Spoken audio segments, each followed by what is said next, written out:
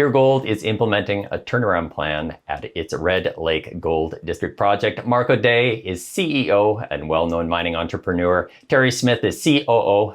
Gentlemen, welcome. Hey, Michael. Good to be here. Thank you. Hi, Michael. Mark, I want to start with you. There was a new mineral resource estimate that was released earlier this month. What do you want to highlight? Well, there's a few things that stand out. First and foremost, it remains a multi-million ounce deposit underpinned by good grade and great continuity. The two real features that stand out, aside from its sort of underlying integrity, which is very much intact, is the fact that grades get better with depth and structural complexity gets simpler with depth. So the ore body has greater continuity with depth and higher grade. And we are mining our way down through a part of the deposit called the McVeigh. And we're touching more and more as the months go on, touching more of the deeper stuff that is higher grade and greater continuity. And that's going to have a big impact on our mining operation and cash flow. So we're delighted with the integrity of this new resource. It stands up beautifully. It has integrated thousands of new drill holes and tens of thousands of new assays and really is underpinned by 18 months of continuous operation and reflects the reality of the mining operation that we've built here and is a great blueprint for long-term planning that Terry and the team are in the throes of doing right now. Terry, anything you want to add? No, Mark summed it up well. It's a great new tool for us to use at the mine and to use as a foundation for the upcoming pre-feasibility study that we're working through. Mark, how has the model for the mine changed from 2 or 3 years ago? Mining reporter Paul Harris noted that the tonnage ounces and grade is less compared to the 29 estimates. The grade has come down, and that's a function of a number of things.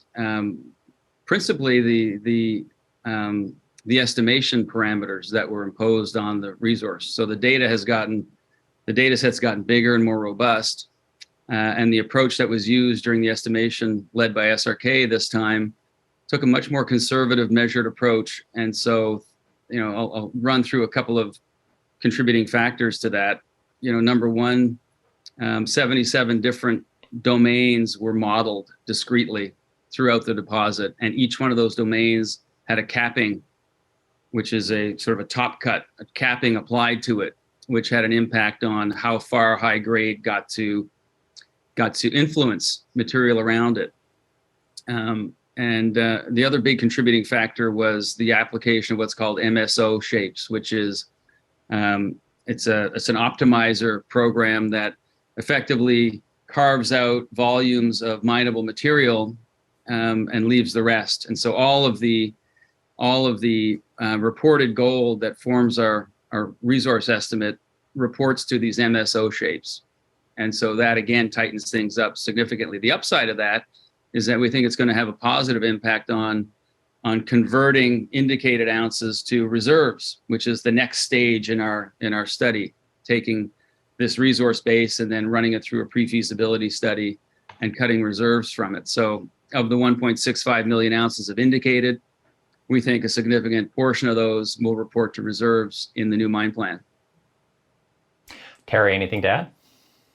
No, I think Mark summed it up well again. The resource is a great platform.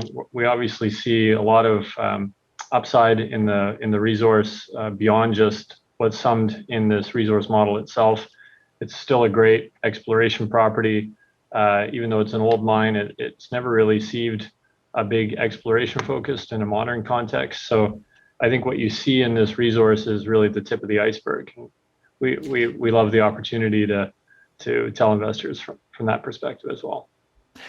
Now in the spring, you released some operational updates that were pretty tough, and you flagged a lot of issues. You were talking about, I'm quoting from the Q2 in March, insufficient scheduling flexibility, geological information not being available, equipment downtime, misalignments.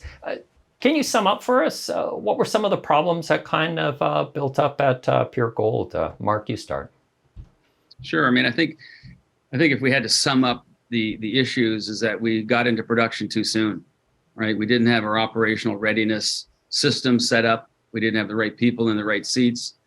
And what turned out to be the case is that the area that we were starting to mine first in our mine plan required more drilling than we had in front of us, right? So it needed a greater density of definition drilling to really map out and delineate the stope shape geometries that we were going after. So, we stumbled for about 7 or 8 months trying to figure out how best to approach this. And then starting in sort of January of this year, we really went gangbusters on a turnaround plan, which Terry and the team have been implementing to really get us through that tough spot and sort of rebuild and retool the company from the ground up. What's your financing situation, Mark? We last raised about $31 million a few months ago.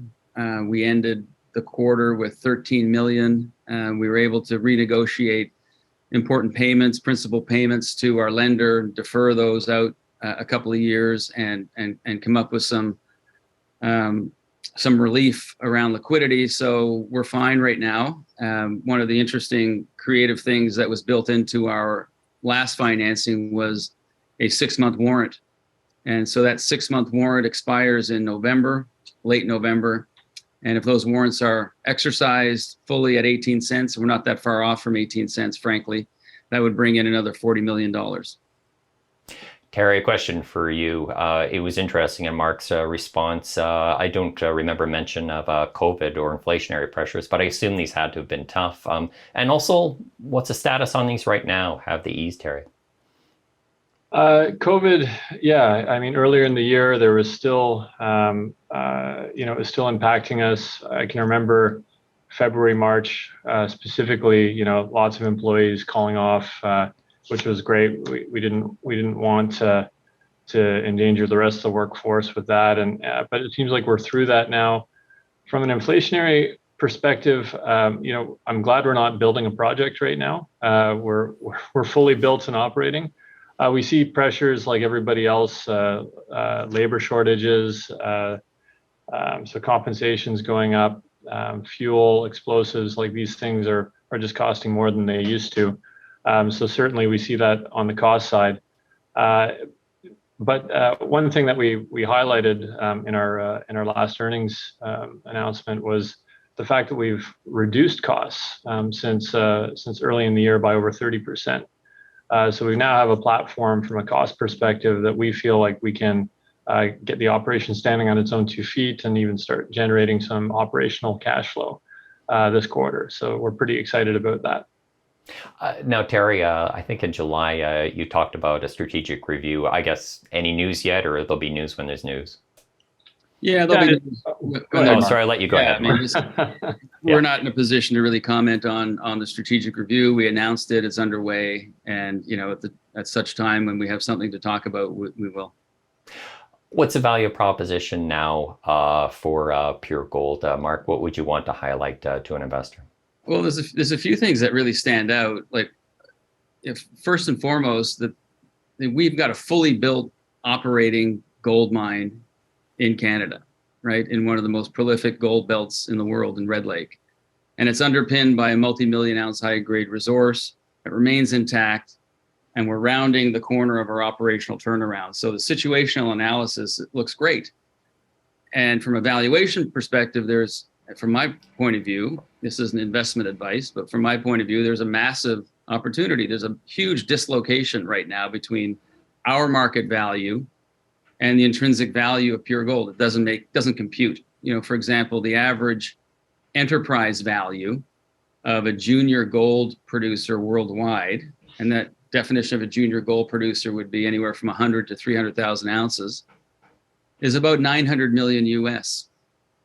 The enterprise value of Canadian gold developers, so these are companies that don't even have a permit to mine in most cases, let alone have an operating fully built mine, their enterprise value is about 375 million US. And when you look at our value today, our enterprise value is about 150 million US. And with operational performance, we've got every expectation that that value gap will or should close and get filled. So there's a dislocation here that could be opportunistically looked at. You have both been deep in the weeds in mining operations. Is there anything exciting or groundbreaking that is coming to the fore? Do you see trends in electrification, AI, automation? Mark, I'll start with you. As it relates to PureGold in particular, this would be a great candidate for electrification down the road.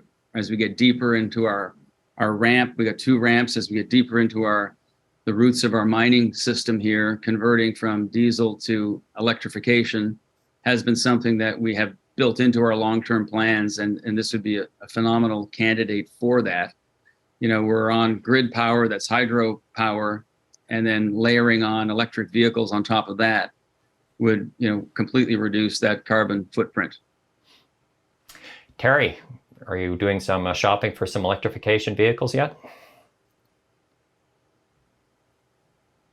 It's something we're looking at in our pre-feasibility study, Michael. And as Mark points out, we've got great infrastructure. We're 2 hours off of the Trans-Canada. We've got line power right to the mine. From an ESG perspective, this is a high-grade gold mine. So we're already a low carbon footprint operation as it is today, and layering electric vehicles on top of that would just make it better. I think that a lot of companies are heading in that direction in that part of the world, and automation is a natural fit with electrification as well. Mark, let's step away from PureGold. What projects or developments excite you the most at Oxygen? Maybe talk briefly about the companies that you have under under that banner. Sure. Okay. Outside of PureGold, we've got NorthwestCopper, we've got Libertygold, and we've got Discoverysilver. And I'll briefly touch on each one. They're all exciting, doing their own thing in their own commodity and jurisdiction. Very little overlap at all. NorthwestCopper is, it is in copper country.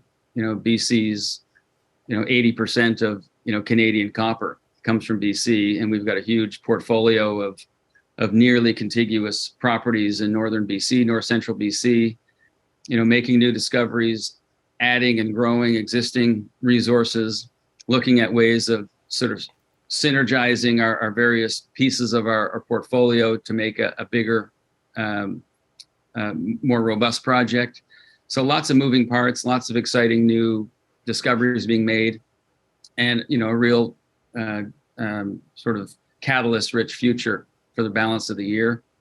Libertygold's making great strides on its 2 open pittable oxide heap leach deposits in the Great Basin, one in Idaho, one in Utah, and de-risking them, building a team around them, growing them, and taking them through the sort of the value-added steps that every project needs to go through. But they're unique. There's a scarcity factor around these big open pittable deposits with low capital intensity, and we're really excited about how they're turning out. And finally, Discoverysilver, I think it's got a real tiger by the tail. The Cordero project's one of the biggest undeveloped silver deposits in the world, and has a real potential to sort of be globally significant as it continues to grow and get de-risked. Lastly, Terry, I'm going to throw it to you. Milestones over the next 12 months at PureGold.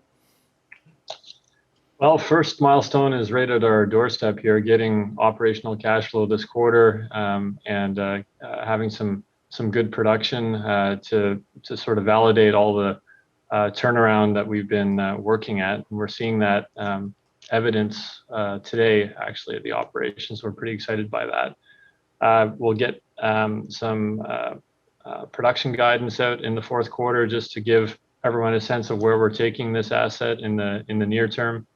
We'll put out our pre-feasibility study in the fourth quarter, which will lay out a life of mine plan for the operation, and really take the resource that Mark was describing earlier, and really build out what we see as a bright future for the asset. Beyond that, I think we'll continue to ramp up the asset, get into the Austin and South Austin areas of the resource that are more contiguous, higher grade. That'll support higher production, and we'll just continue to grow the asset from there. Terry, Mark, thanks for speaking with Kitco. Thank you, Michael. Thanks, Michael. He's Mark O'Day. He is CEO of PureGold, and Terry Smith is COO of the same company. My name is Michael McRae, and you're watching Kitco Mining.